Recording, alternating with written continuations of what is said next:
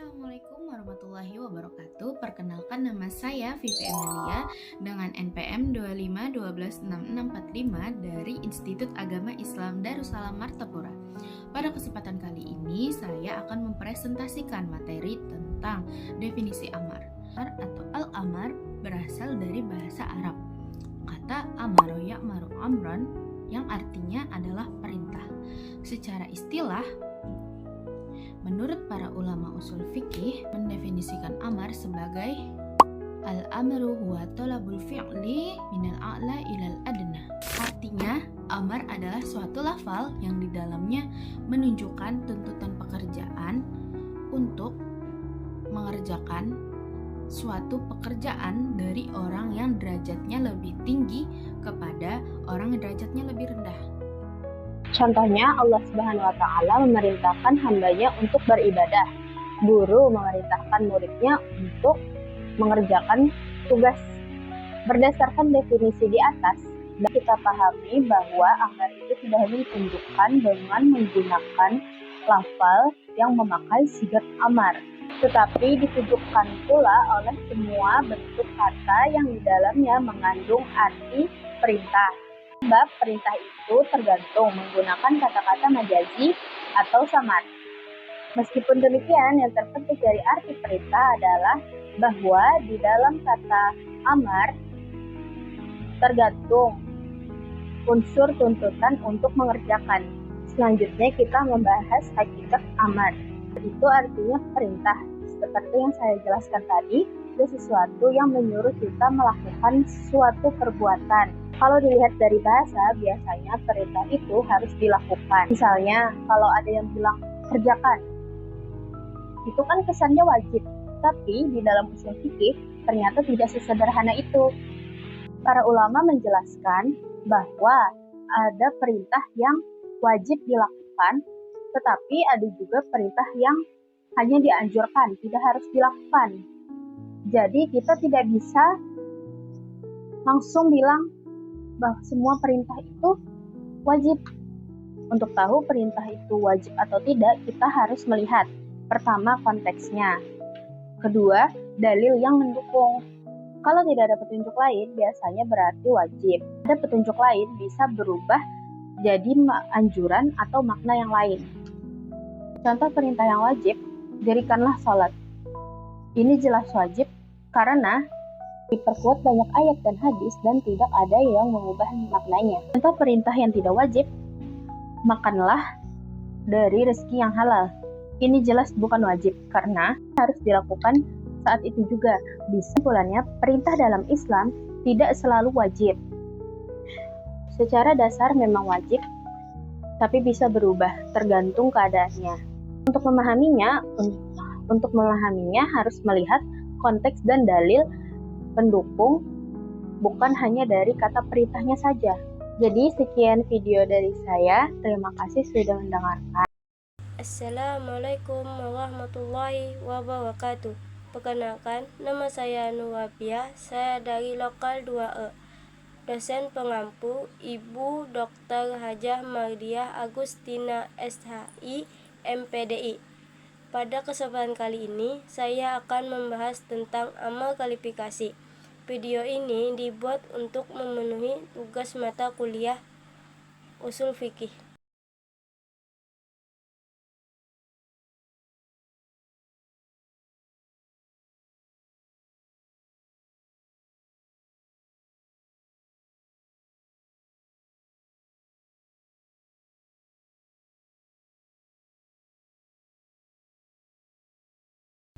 Amar dalam usul fikih adalah lafaz perintah dalam Al-Quran dan hadis menjadi dasar dalam istinbah hukum taklif.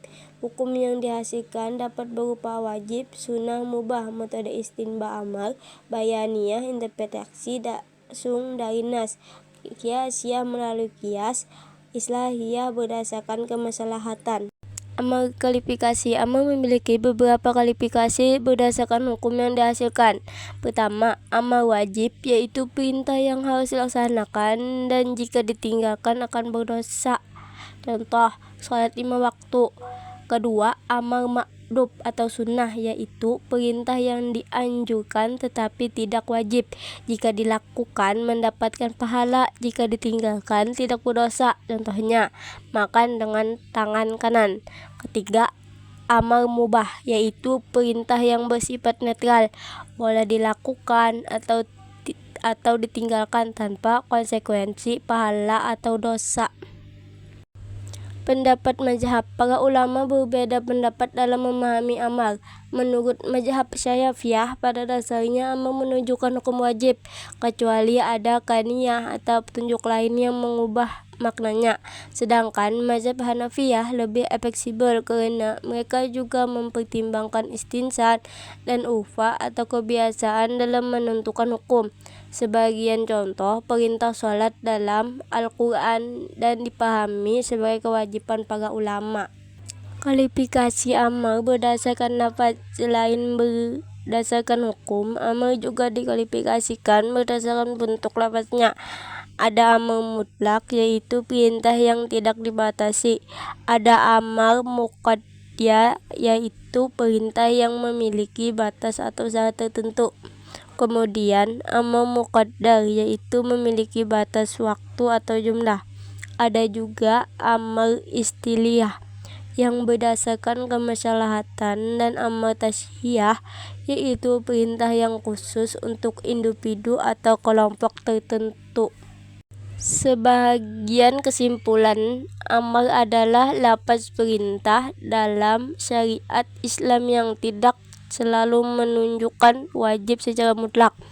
Penentuan hukumnya dipengaruhi oleh beberapa faktor seperti kaniyah, illat, dan maqasid syariah. Oleh karena itu, kualifikasi amal sangat penting untuk membantu para ulama dalam proses penetapan hukum Islam.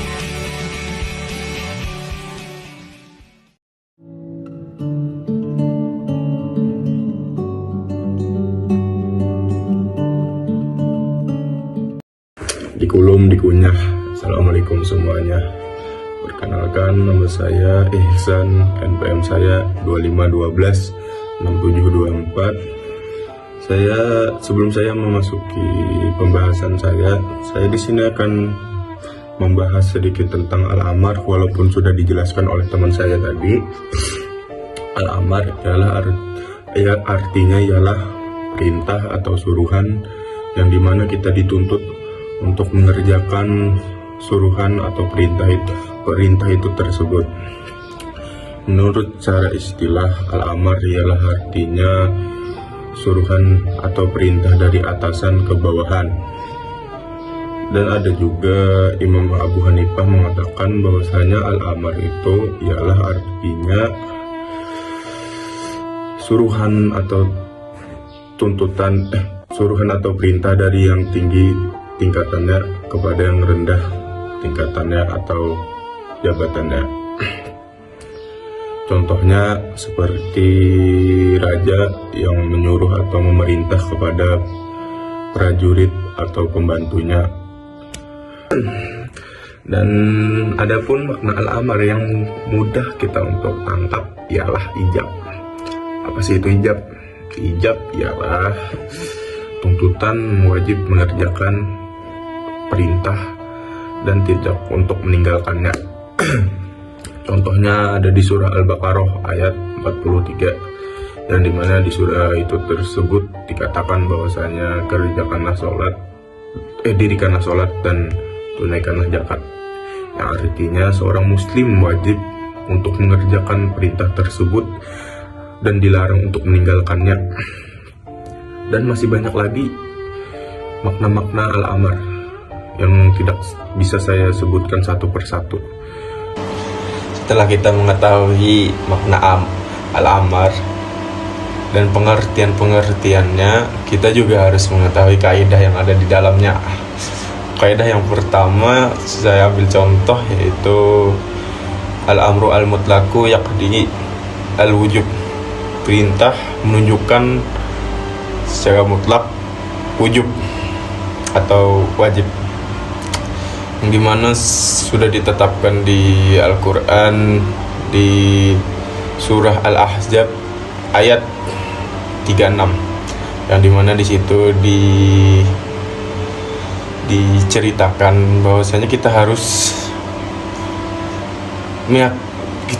mengikuti perintah Allah Subhanahu wa taala dan Rasulullah SAW dan kitab yang dibawakannya.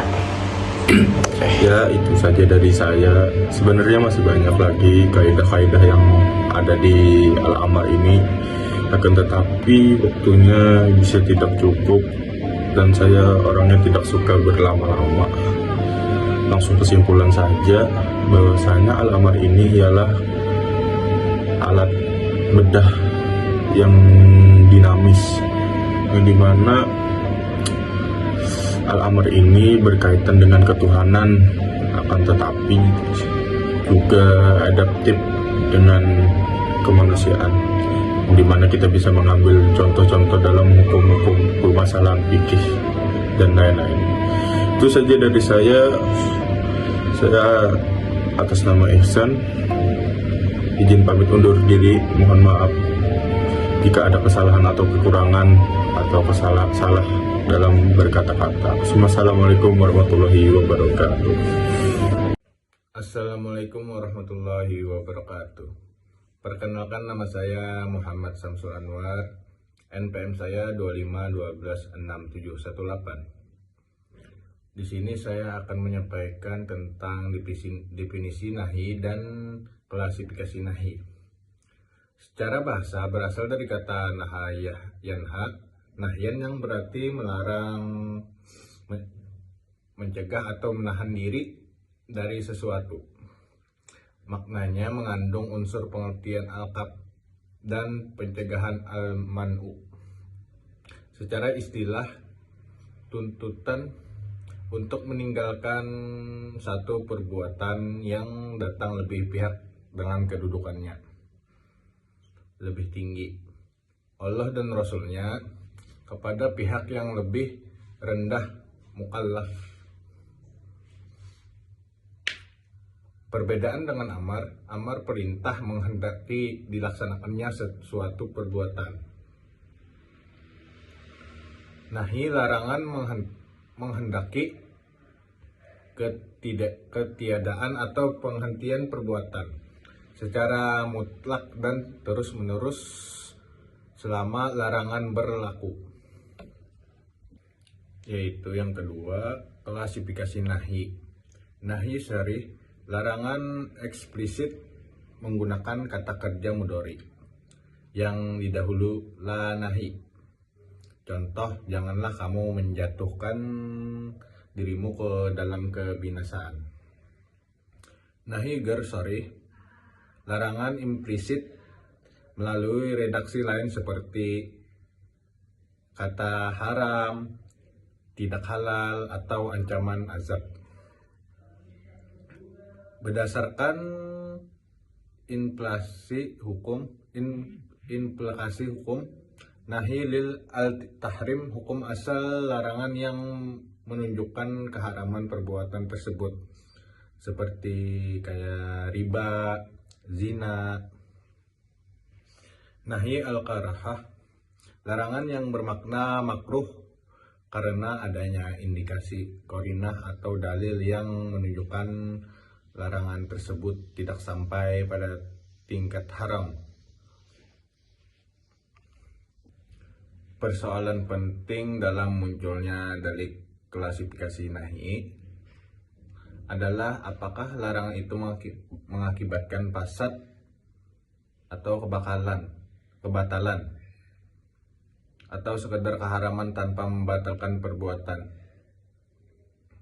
Para ulama berbeda pendapat dalam hal ini. Ulama Hanafiyah berpendapat nahi tidak secara otomatis membatalkan akad atau ibadah. Sementara jumhur ulama berpendapat bahwa larangan yang kembali kepada zat perbuatan mengakibatkan batalnya perbuatan tersebut. Nahi secara istilah adalah tuntutan dari pihak yang lebih tinggi kepada yang lebih rendah untuk meninggalkan suatu perbuatan secara mutlak. Kedua, hukum asal dari nahi adalah tahrim, haram, selama tidak terdapat indikasi yang mengalihkannya ke hukum karhah atau lainnya. Ketiga, nahi diklasifikasikan berdasarkan bentuk redaksinya, sharih dan ghari. Sharih hukumnya yang ditimbulkan tahrim, dan karahah objek yang dilarang, zat perbuatan dan sarana, serta kaitannya dengan ibadah dan akad. Demikian itu saja dari materi yang bisa saya sampaikan. Assalamualaikum warahmatullahi wabarakatuh. Bismillahirrahmanirrahim. Assalamualaikum warahmatullahi taala wabarakatuh. Baik, saya di sini akan terlebih dahulu memperkenalkan nama saya Khuzainuddin. Nomor MPN saya 25126639. Dan dari Fakultas Tarbiyah dari Lokal E. Dan dosen pengampu Dr. Hajjah Mardia Agustina STHI MPDI. Saya di sini akan mempresentasikan makalah saya, yaitu dengan judul nahi contoh dalam penerapan permasalahan usul fikih. Jadi selanjutnya di sini akan menjelaskan latar belakang dalam kajian usul fikih. Salah satu pembahasan penting adalah mengenai pentingnya amar dan larangan nahi. Keduanya menjadi dasar dalam memahami hukum-hukum syariat adalah dalam Islam. Nahi merupakan bentuk larangan dari Allah SWT atau Rasulnya kepada manusia agar meningkatkan suatu perbuatan yang dilarang. Larangan dalam Islam bertujuan untuk menjaga kemaslahatan manusia dan menghindarkan dari kerusakan. Dalam banyak ayat Al-Quran dan hadis Nabi terdapat bentuk nahi yang mengandung hukum haram atau makruh. Oleh karena itu, memahami konsep nahi sangat penting agar seseorang manusia dapat mengetahui perbuatan apa yang harus ditinggalkan. Nah, ini akan selanjutnya pembahasannya. Nah, pokok pembahasan. Nah, pengertian nahi. Secara bahasa, nahi berarti melarang atau mencegah suatu perbuatan. Sedangkan menurut istilah adalah ilmu usul fikih, nahi adalah tuntutan dari pihak yang lebih tinggi kepada yang pihak lebih rendah untuk meninggalkan suatu perbuatan. Contohnya, wala taqrabuz zina, janganlah engkau mendekati zina. Nah, ya selanjutnya, di sini akan menjelaskan bentuk-bentuk nahi. Nahi yang menunjukkan keharaman, yaitu larangan yang secara tegas menunjukkan bahwa perbuatan tersebut haram dilakukan. Contohnya, melarang meminum khamr. Kita dilarang meminum khamr karena itu hukumnya haram, karena itu kan memabukkan. Jadi selanjutnya, nahi yang menunjukkan kemakruhan, yaitu larangan yang tidak sampai pada tingkat haram, tetapi dianjurkan untuk ditinggalkan. Contohnya seperti apa? Makan bawang mentah sebelum pergi ke masjid.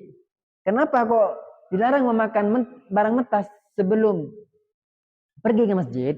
Karena itu kan bawang itu bau. Jadi ketika mulut bau tidak boleh ke masjid atau sholat, karena itu jadi tidak nyaman. Nah, ya selanjutnya. Nah, nahi yang menunjukkan batalnya suatu perbuatan. Dalam beberapa konsep, larangan dalam menunjukkan bahwa suatu ibadah menjadi tidak sah. Contohnya, larangan melakukan jual beli ketika azan Jumat bagi laki-laki yang wajib sholat Jumat. Maka dari itu, kita sebagai laki-laki yang merasa sudah wajib, maka jangan sampai melalaikan sholat Jumat, maupun kita ketika ada kegiatan maupun apa saja, itu harus ditinggalkan. karena itu kewajiban bagi umat Islam ketika sholat Jumat. Ya, selanjutnya. Contoh penerapan nahi dalam permasalahan fikih. Larangan jual beli saat azan Jumat. Kadang tadi kan sudah dijelaskan. Ya, selanjutnya larangan berpuasa pada hari raya. Karena itu dilarang untuk berpuasa hari Idul Fitri dan Idul Adha. Karena itu ada alasannya. Karena saya tidak bisa menjelaskan panjang lebar karena waktunya sudah terbatas. Larangan salat pada waktu tertentu. Nah, maksudnya larangan pada waktu tertentu yaitu kita dilarang sholat ketika sesudah asar maupun setelah subuh. Karena itu dianggapnya menyembah matahari ketika naik, matahari ketika turun, maka tidak dibolehkan. Yang dibolehkan sholat apa? Sholat jenazah. Nah, selanjutnya larangan memakan makanan yang haram. Nah, kita dilarang memakan makanan haram. Contohnya seperti apa? Yang hewannya bertaring, seperti harimau, itu tidak dibolehkan.